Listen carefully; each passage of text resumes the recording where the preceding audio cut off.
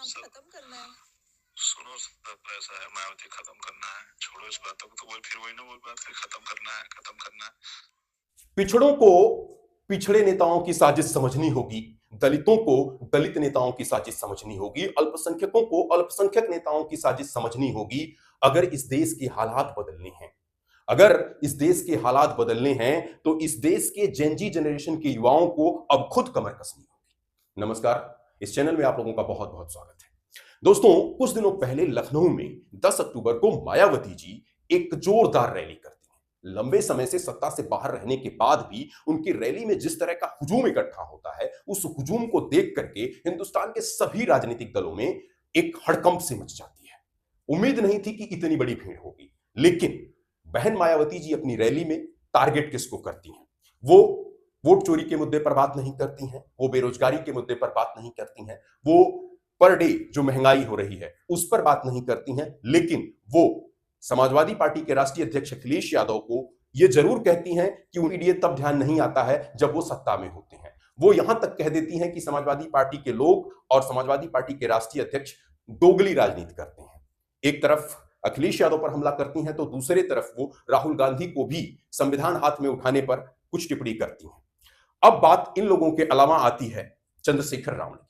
चंद्रशेखर जो पहली बार सांसद चुन करके सदन में पहुंचे हैं, सदन में ओम बिरला उनकी तारीफ क्यों करते हैं और उनको कौन सी पार्टी टूल किट की तरह पे इस्तेमाल कर रही है, कौन सी पार्टी उनका किसको खत्म करने के लिए कैरियर चमकाना चाहती है, इन सब का भी खुलासा चंद्रशेखर की एक पुरानी दोस्त जिन्होंने एक्स पर एक ऑडियो अपलोड करके हंगामा मचा दिया है।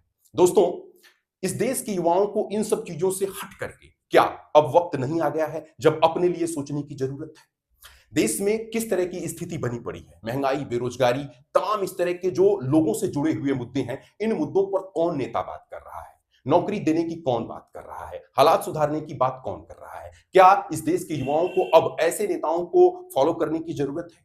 तमाम जातिगत तौर पर जिन नेताओं को हम मसीहा मान करके बैठे हैं, क्या वो नेता हमारे लिए काम कर रहे हैं? हिंदुस्तान के तमाम नेता एक मदारी बन चुके हैं, मदारी का खेल दिखाते हैं और जनता उस खेल में फंसती है।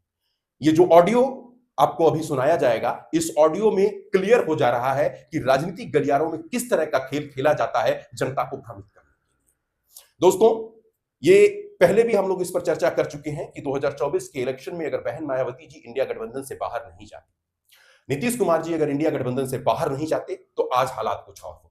लेकिन बात फिर आती है इस देश के युवाओं की। इस देश के युवाओं को अब सोचना पड़ेगा कि कौन से आपके सजाती नेता हैं जो आपका खुद शोषण करने की तैयारी कर रहे हैं। आपने इस तरीके की सोच आपने बोल दिया ना। हाँ, मेरी बात सुन। ना उन्होंने तक मेरी मदद की है, ना उन्होंने मुझे यहाँ तक खड़ा किया। उन्होंने तो मेरे हर काम पर तो मुझे गोली लगी थी, ऊपर से नीचे तक वो बहुत खुद चलवाई गोली। उन बैंक नाम ले, मैं इस मामले बहुत जला फुका हो गया हूँ। जिनकी शकल नहीं देख रही उनके मैं नाम नहीं सुनता। ठीक है, तो भी छोड़ दे इस बात को। लेकिन ये मंजिल नहीं थी चंद्रशेखर, ये मंजिल नहीं है, ये शुरुआत है। जो आप ये सांसद बनना सिर्फ एक मैं मर जाता, मैं गोली खा के मर जाता। उस ये बोल रहे थे उसने तो खुद गोली चलवा ली अपनी छुट्टी के लिए। ठीक है ना, ये तो 100 बातें होगी, उनकी छोड़ दो। तो फिर उनका नाम काहे के ले रही हो? रियलाइज करा रही हूँ, छोड़ दो उनको। मैं आपको ये रियलाइज करा रही हूँ, हमारी मंजिल ये नहीं है जिसको आप मंजिल समझ बैठे हो ना, इसमें सुकून मत तलाशो। मार्च में बताऊंगा तुझे मंजिल क्या है। क्यों मार्च में क्या होगा? बताऊंगा। हर तीसरे दिन, हर 7वें दिन डेट लग रही है मेरी कोर्ट में। हर 7वें दिन में पता करके देख ले किसी जगह पर। कुछ नहीं होगा, ये सब चीजें बीजेपी की नौटंकी है। आपको कोई जेल नहीं भेज रहा, आप अब बीजेपी की असेट हो। आप बीजेपी आपको यूज करेगी राजनीति के लिए, तो वो आपको कभी जेल में नहीं डालेगी, वो आपको चमकाएगी। ओम बिरला सबके सामने आपकी तारीफ करता है, वो ये संदेश देता है। क्यों करता है? क्यों करता है बता। वो इसलिए तो कर रहा है, पूरा जो है ना दलित लीडर आपको मानेगा कि मायावती को आपके नाम पे खत्म करना है। सुनो सब ऐसा है, मायावती खत्म करना है, छोड़ो इस बातों को। तो वही फिर वही ना वही बात, फिर खत्म करना है, खत्म करना है।